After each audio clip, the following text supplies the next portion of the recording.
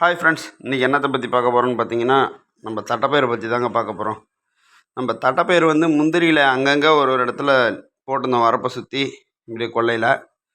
அது எதுக்கு போட்டிருந்தோன்னு பார்த்தீங்கன்னா, நம்ம முந்திரியில் வந்து அஸ்வினி தாக்கம் இருக்குங்க.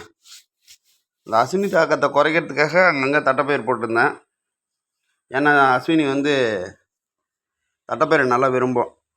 அதனால் மெயின் பயிரை காப்பாற்றுறதுக்காக அங்கங்கே ஊடு பயிராக போட்டிருந்தேன். அது வந்து இப்போ நல்லா விளைச்சல் கொடுக்குங்க. இந்த தட்டைப்பயிரில் அதிகப்படியான நன்மைகள் இருக்குது. இதில் உள்ள நார்ச்சத்து வந்து உடம்புல கொழுப்பு சேராமல் தடுக்குதுங்க. கொலஸ்ட்ரால் அளவை நார்மலாக வச்சுக்குது, சீராக வச்சுக்கல உதவுது. அடுத்தது பார்த்திங்கன்னா, இதில் உள்ள இரும்பு சத்து இரத்த சிவப்பு அணுக்களை அதிகரிக்குது, இரத்த சோகை வருவதை தடுக்குது. தட்டைப்பயிரில் உள்ள ஆன்டி ஆக்சிடென்ட் பண்புகள் வந்து கூந்தலின் ஆரோக்கியத்திற்கு நன்மை தருதுங்க. கூந்தலை பளபளப்பாக வைத்து கொள்ளவும் தட்டைப்பயிறு உங்கள் உணவில் சேர்த்துக்கிட்டிங்கன்னா கொஞ்சம் கொஞ்சமாக முடி உதிர்வையும் தடுக்குதுங்க, கணிசமான அளவில் குறைக்கும்.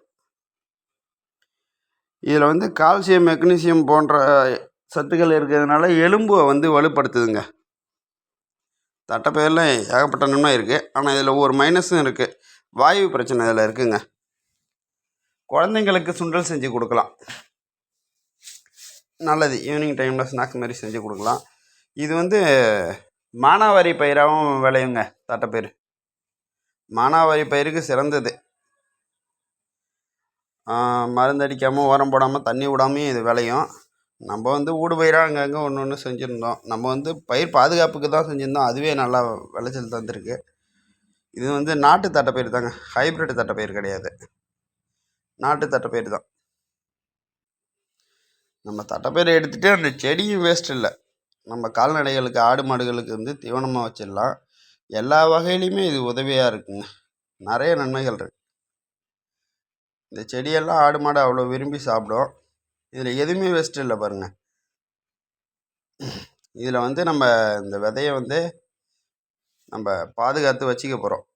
சுண்டல் செஞ்சு சாப்பிட்லாம். ப்ளஸ் வந்து அடுத்தது என்ன பயிர் பண்ணுறோமோ வரப்போகிறங்களில் ஊடு பயிராக செய்கிறதுக்காக நம்ம எடுத்து வச்சுக்க போகிறோம். இது நாட்டு விதை தான். நம்ம தட்டைப்பயிர் செடி எப்படி இருக்குன்னு காட்டுறதுக்கு பாருங்க. இதுதாங்க தட்டைப்பயிர் பூ. இதுக்கு அடுத்த ஸ்டேஜ் இப்படி தான். இந்த பாருங்கள், பிஞ்சு வருதா? இதுக்கு அடுத்த ஸ்டேஜ் இப்படி இருக்கும். இது கொஞ்சம் முத்துறது. இது வந்து இப்போ நம்ம அறுவடைக்கு தயாராகிடுச்சு. ஹார்வெஸ்ட் பண்ண இந்த மாதிரி பழுத்து ப்ரௌனாக காட்டுதில்ல, அப்படின்னு தான் அறுவடைக்கு தயாராகிடுச்சு. நம்ம வந்து தட்டைப்பயிரை அறுவடை பண்ணிட்டோம். நம்ம வீடியோ பிடிச்சிருந்தா லைக் பண்ணுங்கள், சப்ஸ்கிரைப் பண்ணுங்கள். நன்றி, வணக்கம். லைக்